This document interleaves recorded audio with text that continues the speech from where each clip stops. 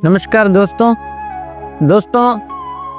आज का अपना टॉपिक है कि मनुष्य लोग वगैरह मर जाते तो वो नरक लोक में जाते हैं या अन्यतर कोई भी लोक है, स्वर्ग लोक हो गए या ब्रह्म लोक या सत्य लोक में जाते हैं। लेकिन दोस्तों नरक लोक है उस विषय में हम बात करते हैं कि नरक लोक के कैसे पुण्य करते हैं, फिर कैसे नरक लोक में डिग्रियाँ होती है। आप जैसे यहाँ पे पाप वगैरह करोगे तो नरक लोक है, वहाँ पे आपको वैसे सज़ा मतलब आपको मिलेगी। दोस्तों उस विषय में आज जाते हैं, बिना टाइम वेस्ट किए बढ़ते हैं अपने टॉपिक की तरफ। करने वाले शत्रुघ्न के मन में बड़ा विस्मय हुआ। शत्रुघ्न है राम के विरोध भाई, उनके मन में विस्मय हुआ। वे शौनक से बोले, कर्म की बात बड़ी गहन है, जिससे सात्विक नामधारी ब्राह्मण अपने महान कर्म से स्वर्ग में पहुंचकर भी पुनः राक्षस भाव को प्राप्त हो गया। स्वर्ग है उसमें जाके भी राक्षस कैसे हुआ?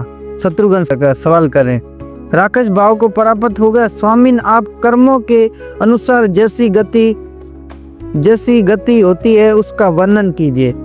कर्म है, आप अपन जैसे कर्म करेंगे वैसे अपन को फल मिलेगा। तो दोस्तों बता रहे हैं, शत्रुघ्न को बता रहे हैं सुत जी कि अपन जैसे कर्म करेंगे ऐसे अपन को पुण्य का फल उसका मिलेगा।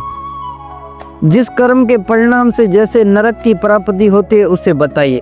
जैसे मतलब अपन नरक में कैसे जाते हैं, कौन सा अपन पाप करते हैं, जो भी मनुष्य है वो नरक में जाते हैं। दोस्तों शौनक ने कहा, रघुकुल श्रेष्ठ तुम धन्य हो जो तुम्हारी बुद्धि सदा ऐसी बातों को जानने और सुनने में लगी रहती है। कि आप धन्य हो जो आपकी जो बुद्धि है वो ऐसी बातें सुनने और जानने में लगी रहती है। हमेशा आप ऐसे सवाल करते हैं, आप अच्छे इंसान मतलब धन्य हो।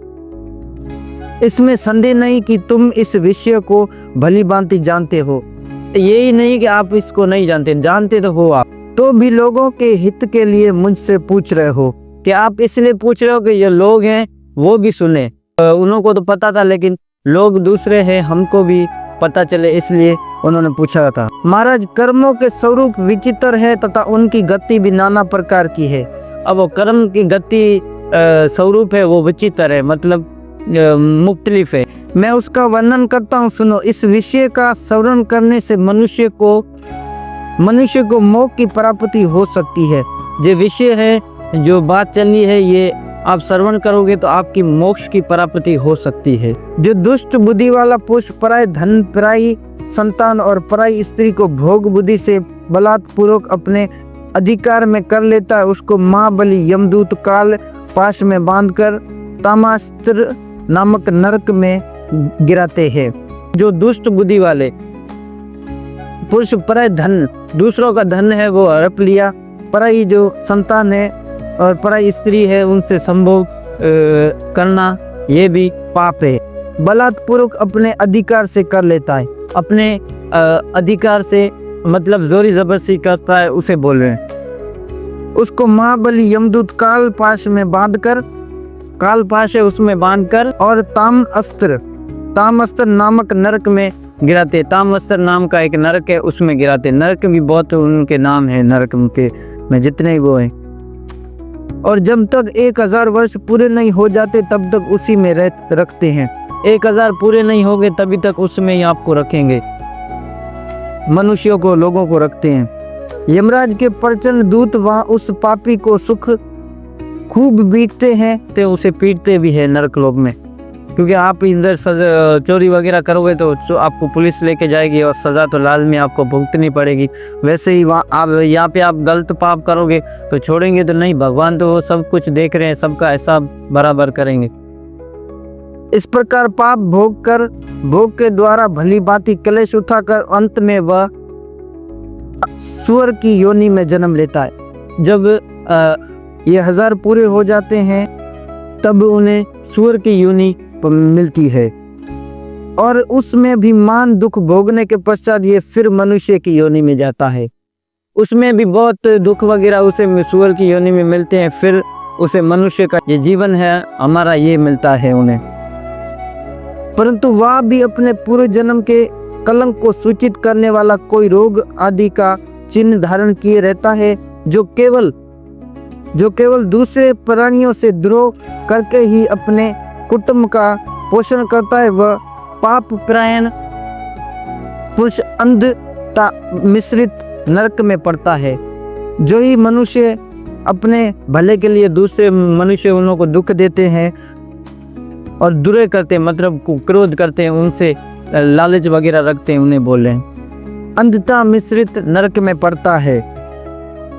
जो लोग यहाँ दूसरे प्राणियों का वध करते हैं, बहुत सारे मनुष्य वो दूसरे प्राणियों को मार देते हैं, वध करते हैं, ये भी पाप है। वे रोरव नरक में गिराए जाते हैं, उनको रोरव नरक में गिराया जाता है। आप जैसा ही यहाँ पे पाप करोगे वैसा ही आपको पुण्य वगैरह उसका जो सजा है वो तो आपको मिलेगी, ये तो निश्चित है, उचित है। तथा रुरु नामक पक्षी एक रुरु नाम का पक्षी है, वो रोष में भरकर उनका शरीर नोचते हैं, शरीर उनकी ऊंच होती है उससे नोचते हैं ऐसे शरीर को। जो अपने पेट के लिए दूसरे जीवों का वध करता है, अपना पेट भरने के लिए दूसरे जीव वगैरह है, मनुष्य बहुत सारे गोश्त वगैरह या अन्य मछलियाँ खा रहे हैं या दूसरे भी अन्य जीव जंतु है उनको मार मार के खा रहे, उसका बता रहे वध करता है, उसे यमराज की आज्ञा से महारोरव नामक नरक में डाला जाता है। जो दूसरों का वध करता है उसे महारोरव, उससे रोरव से बड़ा रोरव नरक है उसमें डाला जाता है। जो पापी अपने पिता और ब्राह्मण से द्वेष रखता है, अपना पिता हो गया और जो ब्राह्मण है उससे द्वेष मतलब उससे गुस्सा वगैरह रखता है, अहंकार रखता है, उनसे बात वगैरह नहीं करता, उसे बोले वह मान दुखमय काल सूत्र नरक में जिसका विस्तार 10,000 योजन है। जो गुओं से द्रोह करता है, जो गुएं वगैरह है उनसे प्रेम नहीं करता, उससे नफरत करता है, जो उसे यमराज के कीकर नरक में डालकर पकाते हैं। वह भी थोड़े समय तक नहीं। गौओं के शरीर में जितने रोए होते हैं, रोए मतलब बाल जितने होते हैं गौओं के शरीर में, उतने ही 1000 वर्षों तक जो इस पृथ्वी का राजा होकर दंड न देने योग्य पुरुष को दंड देता है तथा लोभवश अन्याय पूर्वक ब्राह्मण को भी शारीरिक दंड देता है, उसे सूअर के समान मुंह वाले दुष्ट यमदूत पीड़ा देते हैं। सूअर के समान यमदूत है, उनका मुंह होता है, वो उन्हें पीड़ा देते हैं। तत्पश्चात वह शेष पापों से छुटकारा पाने के लिए दुष्ट योनियों में जन्म ग्रहण करता है। जो मनुष्य मोहवश ब्राह्मणों तथा गौओं के थोड़े से भी दुर्व्य धन अथवा जीविका को लेते या लूटते हैं, वे परलोक में जाने पर अंधकूप नामक नरक में गिराए जाते हैं। जो मनुष्य गौएं वगैरह है या दूसरे अन्य जीवे है उनको जीविका से लेते हैं या लूटते हैं उन्हें, वो अंधकूप नामक नरक में गिराए जाते हैं। वहाँ उनको महान कष्ट भोगना पड़ता है, उनको बहुत मतलब दुख होगा, बहुत कष्ट उनको भोगना पड़ेगा नरक में। जो जीव के लिए आतुर हो, लोलुपतावश समय ही मधुर अन्न लेकर खा जाता है, देवताओं तथा सूअरों को नहीं देता, वह निश्चय ही कर्मी भोजन नामक नरक में पड़ता है। अपन भोजन वगैरह करते हैं या कोई भी वस्तु वगैरह खाते हैं तो देवताओं का नाम लेते हैं, ऐसे ही खा लेते हैं, तो वो भी पाप है दोस्तों। उन्हों कोई नामक जो कर्मी भोजन नामक नरक में पड़ता है। कर्मी भोजन नाम का एक नरक है, नरक लोक में एक डिग्री है, वहाँ उसे सजा मिलती है। जो मनुष्य सूरन आदि का अपहरण अथवा ब्राह्मण के धन की चोरी करता है, वह अत्यंत दुखदायक संदश नामक नरक में गिरता है। संदश नामक नरक में ब्राह्मण जो है वो पूजनिक होते हैं अपने। तो दोस्तों, ब्राह्मण करना या उन्हें कष्ट वगैरह देना ये भी पाप है। उन्हें संदस नामक नरक में गिराया जाता है, नरक लोक में। जो मुंड बुद्धि वाला पुरुष केवल अपने शरीर को पोषण करता है, दूसरे को नहीं जानता, अपने शरीर में लगा पड़ा है अपनी प्रसन्नता के लिए और दूसरों को पूछता ही नहीं है, वो भी वो तपाए हुए तेल से पूर्ण अत्यंत भयंकर कुंभी पाक नरक में डाला जाता है। वो तपा हुआ एक तेल का कुंडा होगा बड़ा, उसमें उसे डाला जाता है। वो भी दुख है दोस्तों। ये कैसे दुख अपन सुन रहे। जो पुरुष मोहवश अगमया स्त्री को भार्या बुद्धि से भोगना चाहता है, उसे यमराज के दूत उसी स्त्री की लोहमयी तपाई हुई प्रतिमा के साथ अलंकित करवाते हैं। जो अपने बल से उन्मत्त होकर बलपूर्वक वेद की मर्यादा का लोप करते हैं, वे वैतरणी नदी में डूबकर मांस और रक्त भोजन करते हैं। जो अपनी मर्यादा नहीं करते, अपने जो बड़े होते हैं उनकी मर्यादा नहीं करते और बल से उन्मत्त होकर बलपूर्वक वेद की मर्यादा का लोप करते, मतलब वेद को ही नहीं मानते हैं, ऐसे ही नास्तिक लोग हैं, उनका बता रहे हैं कि वो वैतरणी नदी है उसमें गिरेंगे और रक्त का भोजन करेंगे।